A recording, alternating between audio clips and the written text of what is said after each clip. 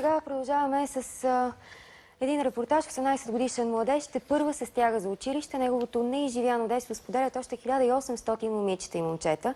Те са от закритите държавни домове за деца с увреждания. Расли са далече от очите ни до сега. Сега са настанени в центрове от семейен тип. Какво представлява съжителството с тях, разказват Рада Богданова и оператора Милен Ценков.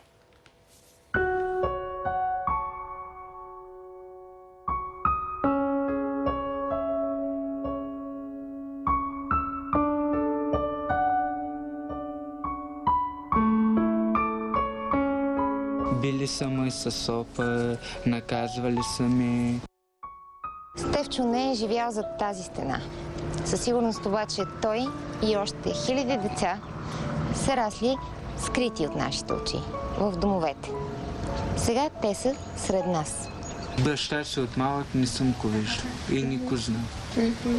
Иначе съм кръстен на баща си. 18 години Стефчо носи кръста на различните деца.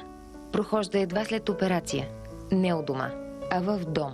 По тогавашните разбирания, че държавата ще се погрижи най-добре за такива като него. Майка ми даде един сок и това беше. В дом с един балон и цял ден заключен. Стефчо прохожда, но диагнозата лека умствена изостаналост отрязва пътя му напред. 18 години той живее сред тежко болни деца. Някои умират пред очите му. А персоналът във всеки един препълнен дом е твърде малоброен и твърде зает. Едва днес социалните намират време за въпроса: диагнозата на Стефчо причина ли е или е следствие от живота в институциите? Няма как да го кажа категорично, но сами виждате неговото развитие и състоянието му в момента. Тази ограда не е на дом за деца с увреждания. На Енергото в Казанлък е. Точно толкова непристъпно обаче изглежда стената между дете пълно с енергия и присъдата да я трупа в себе си. Това не означава, че те трябва да лежат по леглата или да просто да вегетират. Седно, без да мърдаш, един залък хляб и това е. Ей, да стоиш цял ден наказан, без нищо да правиш. И ние пак ще говорихме. Кой говори? Стига сте говорили. И така са ме наказали по цял ден и така, който не слуша, ти удаха главата от стената. А пък другото е дете, наказанието е така, заставаш по средата и почваш да клякаш цял ден. И всяка вечер накараха митети коридорите, митки, ама тук не е така. Отскоро Стефчо живее в център от семейен тип в Казанлък. Тук системата е друга. През деня на двама новодомци се пада по един възрастен. Тук всичко започва от начало. Плодовете и зеленчуците ги виждаха за пръв път в ненарязани, т.е. една краставица как изглежда или един домат. Добър ден! Добър ден! Да помогна с нещо? Продавачката дори не подозира колко много помага. С пазаруването в магазина Стефчо затвърждава и първите си уроци по смятане. Хвалето, заповядай.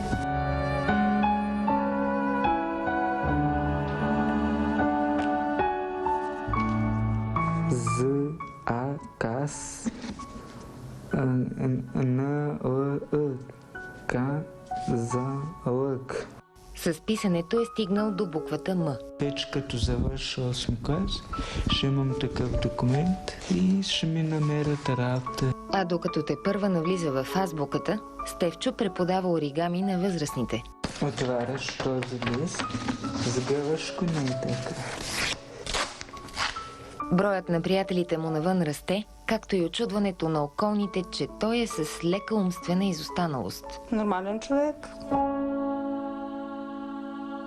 С констатацията обаче идват и предразсъдъците. Що за дете започва от А и Б на 18 години?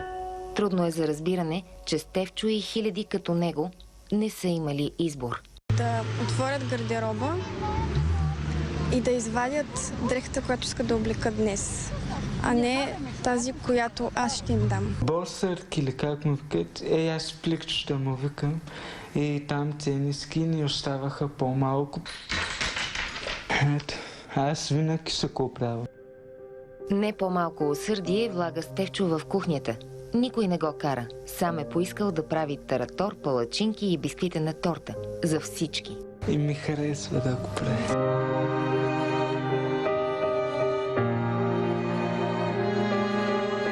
И Габи, като Стефчо, има проблем с ходенето.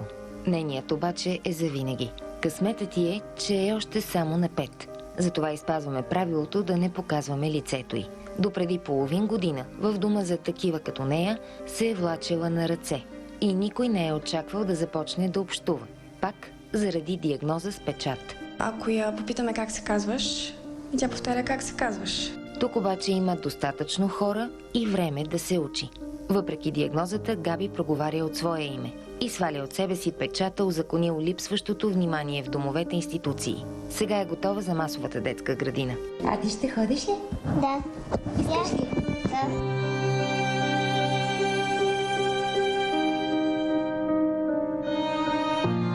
С Габи сме в парка, където вероятно играят бъдещите и другарчета от масовата детска градина. Няколко родители бързо си тръгват. Често става така при вида на камерата ни.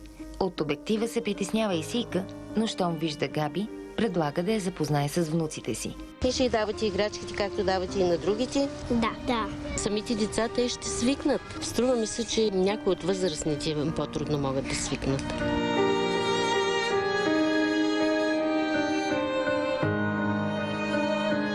Никой не очаква от възрастните да свикнат с повече мъка, отколкото могат да носят. Това е Злати, на 20 години, с церебрална парализа. Тя няма да се втурне към парка. За нея се грижи рехабилитатор.